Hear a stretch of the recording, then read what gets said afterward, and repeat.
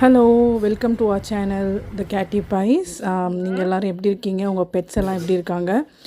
இந்த வீடியோவில் வந்து நான் முன்னாடி நாள் ஒரு வீடியோ போட்டிருக்கேன். அதாவது ஃபிப்ரோனில் ஸ்ப்ரே வந்து டிசிக்கு மட்டும் நான் போட்டிருந்தேன். ஸோ அது வந்து அரெஸ்ட் ஆகுதா இல்லை ஸ்பாட் ஆன் தான் வாங்கணுமா அப்படிங்கிறதுக்காக நான் டிசியை செக் பண்ணணும். ஆனால் டிசி வந்து நான் இந்த மாதிரி அவனுக்கு பிடிக்காததெல்லாம் செய்கிறேன்னு சொல்லிவிட்டு என் பக்கத்துலேயே வரதில்லை, அவாய்ட் பண்ணுறான். இனி அதனால் பீரோக்கு அடியில் போய் இப்படி படுத்துருக்கான். ஸோ எனக்கும் வந்து வேறு வழி இல்லை, நான் இதை செக் பண்ணியே ஆகணும் அப்படிங்கிறதுனால நான் கொஞ்சம் ஃபோர்ஸ்ஃபுல்லி வெளியே இழுத்து தான் அவனை பார்க்க வேண்டியது இருக்குது. ஸோ நான் வந்து பார்த்தீங்கன்னாக்கா அவன் வந்து ஃபஸ்ட்டு எனக்கு என்னென்னா அவனை நான் பேம்பர் பண்ணி அவனை என்கிட்ட கொண்டு வரணும். அதுக்கப்புறம் தான் வந்து இருக்கா இல்லையான்னு லேசாக அப்படியே பார்த்தா தெரியுமே அப்படின்னு சொல்லிட்டு நான் இது பண்ணேன். என் பக்கத்துலேயே அவன் வரல, ரொம்ப வந்து அடம் பிடிக்கிறான். உங்களுக்கும் இந்த மாதிரி நான் கோஆப்ரேட்டிவ் பெட் இருந்ததுன்னா நீங்கள் எப்படி அதை ஹேண்டில் பண்ணுறீங்கன்னு சொல்லி கமெண்ட்டில் போடுங்க. ஏதாவது வித்தியாசமான மெத்தட் இருந்தால் ட்ரை பண்ணலாம். பட் என்னன்னாக்கா இவங்க ரெண்டு பேருமே ஆர்ஸும் சரி டிசியும் சரி என்னை ஸ்க்ராட்ச் பண்ணவோ ஹர்ட் பண்ண மாட்டாங்க பைட் பண்ணி. பட் ரம்ஜான் அப்படி கிடையாது, தயவுதாட்சணையெல்லாம் பார்க்க மாட்டான், உடனே திரும்பி பல்ல வச்சுருவான், அப்படி இல்லைன்னா ஸ்க்ராட்ச் பண்ணி விட்டுருவான்.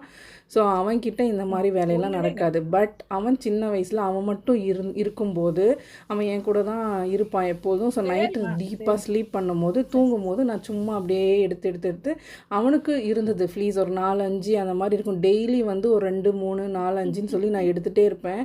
ஒரு வீக் கழித்து பார்த்தீங்கன்னா டோட்டலாகவே அப்படியே கம்மியாயிடும்.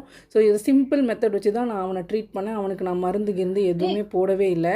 பட் இவங்களுக்கு தான் வந்து நான் மருந்து அதெல்லாம் வந்து போடுறேன். பிகாஸ் இவனுக்கு வந்து டிசிக்கு வந்து அலர்ஜிக் ரியாக்ஷன்ஸ் இருக்குது. அந்த மாதிரி பிங்கிஷ் ஆகுது, ரொம்ப ஸ்க்ராட்ச் பண்ணுறான்.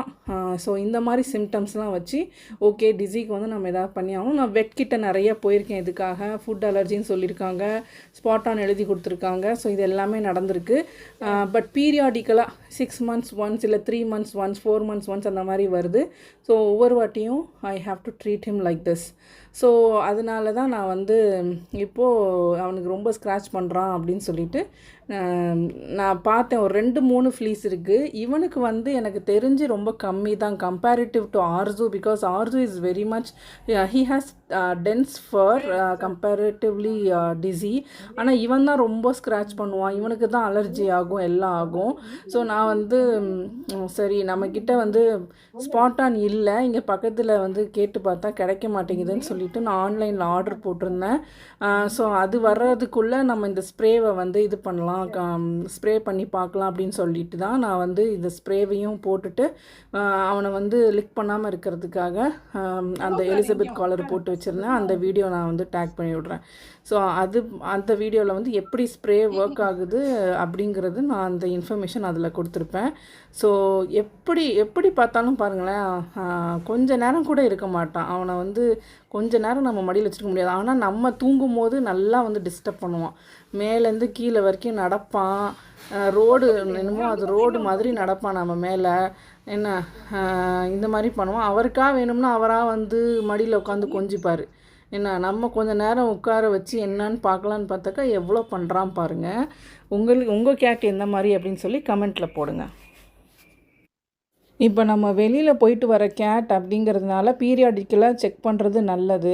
அதாவது வந்து ஆர்ஸு வந்து அவ்வளோ ஸ்க்ராட்ச் பண்ண மாட்டான், டிசி தான் ரொம்ப ஸ்க்ராட்ச் பண்ணுவான். அப்படிங்கிறதுக்காக ஆர்ஸுக்கு இல்லைங்கிறது அர்த்தம் கிடையாது. ஆர்ஸுக்கும் நிறையா ஃப்ளீஸ் இருக்குது. ஏன்னா அவங்க 2 பேருமே வந்து ஆர்ஸு நிறைய நேரம் வெளியில் இருப்பான், லைக் 4 to 5 hours. இவன் வந்து போயிட்டு ஒரு 1/2 hour 1 hourல வந்துடுவான். பட் வெளியில் போனாலே வந்து தெரு பூனைங்க எல்லாம் வந்து இதுங்களை கொஞ்சம் எல்லாம் பண்ணும்போது நமக்கு வந்து அதை கண்ட்ரோல் பண்ண முடியாது. ஃப்ளீஸ் எப்படியும் வந்துடும். ஸோ நம்ம வந்து மந்த்லி ஒன்ஸ் வந்து இதுக்குரிய ஸ்டெப் எடுக்கணும். வந்துக்கிட்டே இருக்குது, திருப்பி வருதுன்னா மந்த்லி ஒன்ஸ் வந்து நம்ம ஸ்பாட் ஆனோ இல்லை ஸ்ப்ரேவோ போடுறது நல்லது.